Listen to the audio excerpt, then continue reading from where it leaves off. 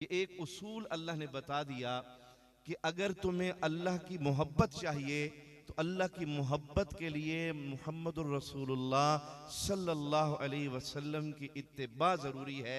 नबी की इत्तिबा के बगैर अल्लाह की मोहब्बत नसीब नहीं होगी। अल्लाह भी मोहब्बत तब करेगा जब तुम नबी करीम सल्लल्लाहु अलैहि वसल्लम के हर अमल में, आपके हर कौल में, आपके हर फेल में उनकी इत्तिबा करोगे तो युहब्बिबकुमुल्लाह, अल्लाह तुमसे मोहब्बत करने लग जाएगा। एक मिसाल अर्ज करता हूँ, दो चीजें हैं, एक होती है इताअत, एक होती है इत्तिबा। इताअत किसको कहते हैं कि किसी बड़े ने हुक्म दिया, हमने मान लिया।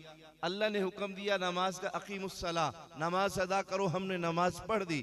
नबी करीम सल्लल्लाहु अलैहि वसल्लम ने तरीका सिखाया, नमाज इस तरीके से पढ़ो, हमने अदा कर ली। नबी पाक ने फरमाया कि नमाज मेरी आंखों की ठंडक है, हमने पढ़ ली। ज़कात का हुक्म आया, ज़कात अदा कर दी।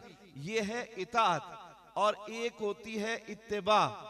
इत्तिबा कहते हैं कि जिसमें हुक्म नहीं दिया जाता, जिसमें देखा जाता है कि जिस हस्ती से, जिस शख्स से मोहब्बत होती है उसके हर अमल से मोहब्बत होती है। वो हुक्म दे तब भी, वो हुक्म ना दे तब भी हमें उनका वो अमल महबूब हो जाता है और हम उसको करने वाले बन जाते हैं। आज की अंग्रेजी के लफ्ज में इत्तिबा का तर्जुमा है फॉलो करना। फॉलो जानते हैं ना, कि आप किसी भी शहर में जाएं, क्या कहते हैं जी? फॉलो। यहां से जाना है, मैप लगा लो जी, फॉलो करते जाओ। तो फॉलो का माना क्या होता है कि बिल्कुल उस लाइन के ऊपर चलते जाओ, दाएं बाएं कहीं जाने की जरूरत नहीं है, तुम अपने मकाम पर पहुंच जाओगे। तो अल्लाह ने भी कहा कि इन कुंतुम तुहिब्बुनल्लाह, अगर तुम अल्लाह की मोहब्बत को हासिल करना चाहते हो तो मोहम्मद करीम को फॉलो कर लो, तुम अल्लाह तक पहुंच जाओ। तो पहली बात, हमें इत्तिबा किसकी करनी है? आका सल्लल्लाहु अलैहि वसल्लम की। और ये मोहब्बत हमें कैसे नसीब होगी?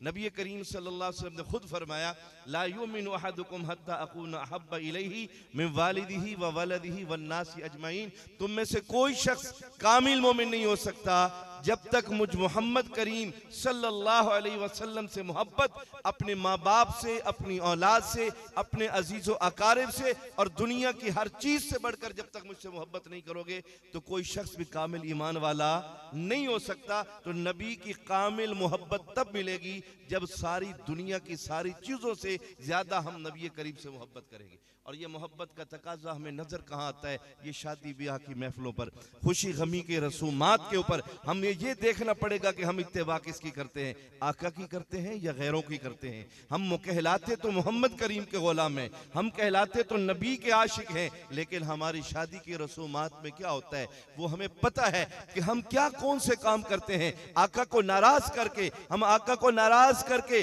अपनों को खुश करते हैं कि जी हमारे अपने खुश हो जाएं, हमारे बड़े मामू चाचू खुश हो जाएं, हमारे दोस्त खुश हो जाएं। मुझे देख के खुशी हो रही है, अल्लाह की कसम हमारे फैसल साहब के यहाँ दोस्त बैठे हैं और भी शादियों में जाते होंगे जहां पर ये मेहंदियां, ये पता नहीं न जाने क्या करते होंगे, लेकिन खुशकिस्मत है ये दोस्त, खुशकिस्मत है हाफिज फैसल, खुशकिस्मत है इसके वालिदैन कि आज की इस रात में, रात के 12 बजे हैं, न किसी नसीबो लाल का गाना चल रहा है, न किसी नूर जहान का गाना चल रहा है। अगर यहाँ बात हो रही है तो यह अल्लाह की हो रही है, ये मोहम्मद रसूलुल्लाह की और नहीं है कोई।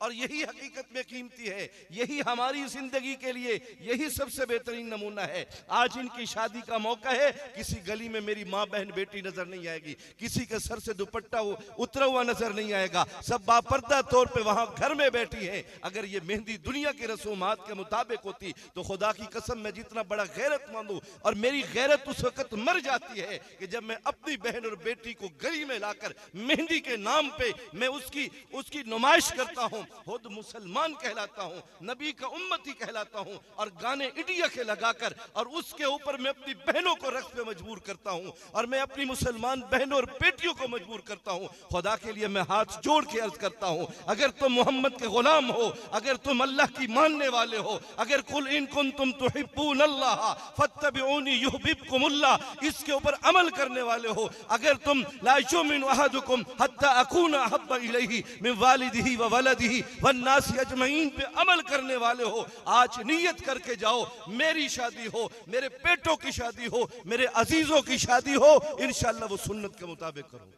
नियत करते हो भाई सुन्नत के मुताबिक। आज लोग कहते जी ढोल नमक का मौलवी साहब खामोशी से शादी हो गई। भाई शादी एक दफा होती है। क्या कहते हैं? शादी एक दफा होती है। मैं कहता हूं हाँ, शादी एक दफा होती है, वो मेरे नबी के तरीके पे कर लो, खुदा की कसम कल क़यामत में शफाअत के हकदार बन जाओ। आज नबी के तरीके को छोड़ोगे तो कल क़यामत में नबी की शफाअत ये मत सोचना तुम्हें नसीब हो जाएगी। इसलिए पहला काम तो ये करो, अपनी शादी से इन रसूमात को खत्म करो, इनको डिलीट करो, खत्म करो। आओ मोहम्मद रसूलुल्लाह के गुलाम बन जाओ। अल्लाह की कसम दुनिया भी नेमत बन जाएगी, आखिरत भी नेमत बन जाएगी। और दूसरी चीज ये है, अपने बच्चों की शादियां, बच्चे और बच्चियों की शादियों में देर न किया करो। जब बच्चे जवान हो जाए, जब बेटी बालिग हो जाए, बच्चा बालिग हो जाए, तो उनके निकाह करने में देर नहीं करनी चाहिए। आज हम जहेज के लिए, हम चीजों के लिए, अच्छे स्टेटस के रिश्तों के लिए, कि कोई कार कोठी वाला, लाखों वाला, करोड़ों वाला आएगा, उसके लिए बैठे बैठे हमारे नौजवान बूढ़े हो जाते हैं, हमारी बच्चियों के सरों में चांदियां उतर जाती हैं। खुदा के लिए निकाह को आसान करो, जिना को आम न करो, निकाह को आसान करो। जब निकाह करोगे, नबी करीम सल्लल्लाहु अलैहि वसल्लम ने फरमाया, जब बेटा या बेटी बालिग हो जाए, माँ बाप की जिम्मेदारी है कि फौरन उसका निकाह करे। अगर खुदा न खास्ता उनसे कोई गलती हो गई, इस सब का गुनाह वालिदैन के सर पर हो। इसलिए भाई इसमें भी हमें दुनिया में, जैसे मौलाना साहब फरमा रहे थे कि दुनिया को, पैसों को, चीजों को मत देखा करो। अगर तुम्हें अच्छा रिश्ता मिल गया, दीनदार रिश्ता मिल गया, बच्चियों के निकाह कर दो और बच्चियों को अपने घर वाला बना दो। और बच्चों और बच्चियों को ये सिखा दो कि बेटा ये घर जो तुम्हारे घर में कोई औरत ब्याह कर लाई जा रही है, वो जो बहू को लेकर या जो दुल्हन लेकर आ रहे हो, ये भी किसी की बहन और बेटी है, ये भी किसी माँ का ये खून है। इसको भी अगर घर में रखना है तो इसको भी इज्जत देकर रखना। ये नहीं है कि अपनी बहन को तो इज्जत दी जाती है, किसी और की बहन आए तो उसको इज्जत न दी जाए, उसको मकाम न दिया जाए। ये भी अपनी औलादों को सिखाकर भेजा करो कि बेटा ये हमने तुम्हें सिखाया है, तुम्हारा निकाह कर रहे हैं, बेटी को किसी और घर में भेजा जा रहा है तो उसको कहा जाए बेटी कि ये तुम्हें जिस घर में भेजा जा रहा है, जैसे यहाँ तेरी माँ थी, जैसे यहाँ तेरा एक बाप था, वो भी तेरी माँ है, वो भी तेरा बाप है। और आज के बाद तेरे हुकूक का वारिस पहले बाप था, बाप तेरे सर पे जरूर है। अब जिस इशारे पे तू चलेगी वो तेरा खामिद होगा, जो वो कहेगा उसके इशारे पे तुझे चलना होगा, और जो वो कहेंगे उनके इशारों पे चलना होगा। और जो उधर से बेटी आए उसको भी उसी कदर से देखो जैसे अपनी बेटियों को देखते हो। खुदा की कसम घर आबाद हो जाएंगे, घर वैरान नहीं होंगे। और मर्दों से एक अर्ज करता हूं, औरतें नाकिसातुल अकल होती हैं, और ये सिखाओ, सीखो, औरतें में अकल में कमी होती है, टेढ़ी पसली से पैदा हुई है, गलती करना उनकी फितरत में होती है। कभी जबान से गलती कर बैठी, कभी किसी काम में देर कर दिया, कोई मामलात हो जाए, खुदा के लिए तुम अपनी जबानों को ताले लगा के रखा करो। अगर तुम्हें गुस्सा आ जाए, किसी बात पे नागवारी हो जाए, तो वहां अपनी जबान को इस्तेमाल न किया करो, इसलिए कि वो औरत टेढ़ी पसली से बनी है। तुम अर्रिजालु कव्वामूना अलन निसा, तुम्हें अल्लाह ने कव्वी बनाया है। कव्वी का माना ये नहीं है कि हर वक्त डंडा उठा के रखो, कव्वी का माना ये है तेरी अकल कव्वी है, तुझे सोच और समझ के फैसला करना है, बेवकूफी का फैसला नहीं करना।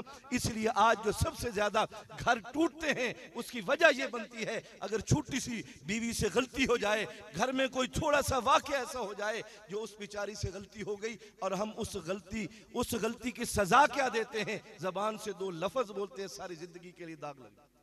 तो खुदा के लिए अपने जबानों को रोक के रखा करो। लोग आते हैं रोते हुए आते हैं कि मौलवी साहब कोई हल निकाल दो। न मौलवी का दीन है, न मौलवी के बाप का दीन है, न किसी पीर का दीन है, ये दीन अल्लाह का है, मोहम्मद की शरीयत है। ये भी याद रखना, अल्लाह और उसके नबी की शरीयत को हम बदल नहीं सकते हैं। फिर रोते हुए कई तरीकों से जहां से कोई रास्ता मिलता निकालने की कोशिश करते हैं। तो खुदा के लिए अपनी जबानों को संभाला करो, दीन पर जिंदगी गुजारा करो, उलमा से ताल्लुक रखो। उलमा से ताल्लुक रखोगे तो दीन की बातें मिलेगी, गवैयों से ताल्लुक रखोगे तो गवैये मिलेंगे। अगर तो तुम थिएटर वालों से ताल्लुक रखोगे तो वहां वही चीजें मिलेंगी। अगर दीन वालों से ताल्लुक रखोगे तो दीन मिलेगा, नबी की सुन्नत मिलेगी, सहाबा की सुन्नत मिलेगी, आले बैत की सुन्नत मिलेगी, आले रसूल का तरीका मिलेगा। और ये वो चीजें हैं जो तुम्हें कल आखिरत के अंदर कामयाब करेगी। नियत करते हो इंशाल्लाह दीन पे चलोगे, दीनदाराना जिंदगी। और गुलाम किसके? मोहम्मद रसूलुल्लाह के गुलाम है ना, हम आका के गुलाम है। खुदा की कसम कल क़यामत में हम शफाअत के हकदार ठहराने के लिए तैयार हैं। तो आओ आज नियत करो कि मैंने अपनी सारी जिंदगी अपने आका के नाम कर दी है। अपनी जिंदगी आका के नाम, सुबह उठने से लेकर शाम तक, शाम से सुबह तक अपनी तिजारत है, कारोबार है, जो भी मामला है उसमें सुन्नत तरीका नबी का देखना, इंशाअल्लाह कामयाब हो जाओगे। अल्लाह से दुआ है अल्लाह मुझे आप सबको अमल की तौफीक अता फरमाए। और ये जो महफिल हुई है हमारे इन भाइयों को, भाई अफनान साहब